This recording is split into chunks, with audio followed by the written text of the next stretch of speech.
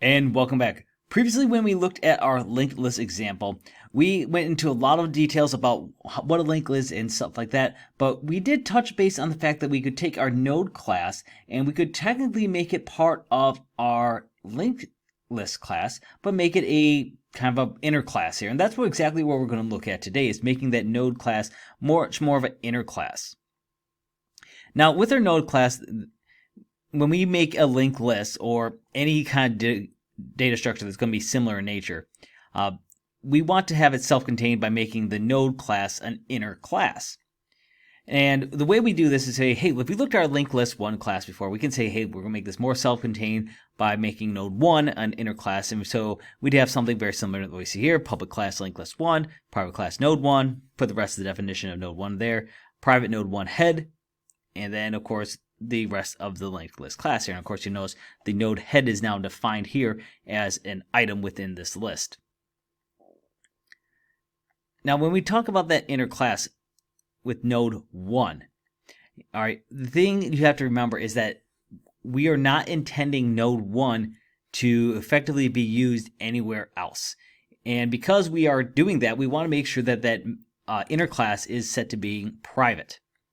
And making it private, hides all the objects of an inner class and avoids a privacy leak. Technically, for what we are going to be doing with the programming, and if we look at our programming demo side, we don't need anything to access directly out of node 1, because everything that we're going to need is out of our linked list class. So when we actually start working with this, it makes sense to make node 1 private.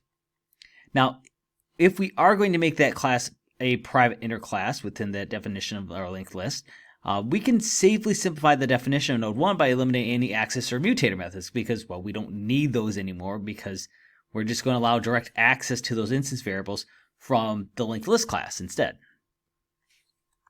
And so here we are looking at this code here in Eclipse, and you can see, if I just bring this down a little bit so we can see a little more, we have our private class node right here, and of course you'll see everything that we had in our node class is now inside of this private class.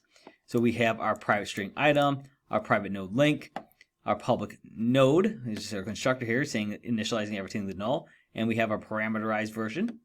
And then of course our private node head to indicate where is the beginning. So we have to have this private node head here. Also, we're going to run into some issues.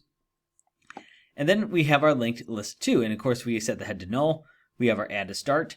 We have a delete head. We have a size, contains all of everything else that we saw exactly before. Now the only biggest thing you'll see here is that for this example, we are only passing in 1 parameter. Remember last time we were passing in 2. You could still work with 2, just like we saw with the last time. But because we are focusing more on making sure that this is private, I wanted to make sure we simplify this a little bit and show that you can pass in simply just 1 item here. And how this looks in our demo here is you'll see it's the exact same code as what we had before. However, now we are only passing in 1 thing when we do our add to start here. So let's just go ahead and run this. And it should pretty much function the same as what we saw before. List has 3 nodes. We have a cantaloupe, we have bananas, apples. Cantaloupe is on list, cantaloupe is on list, start a list, end a list. Perfect. All right, because again, this is exactly the same as when we looked at 2.1 and we saw that demo. Notice these are exactly the same. The only difference is, again, we made this a single item list versus 2 items.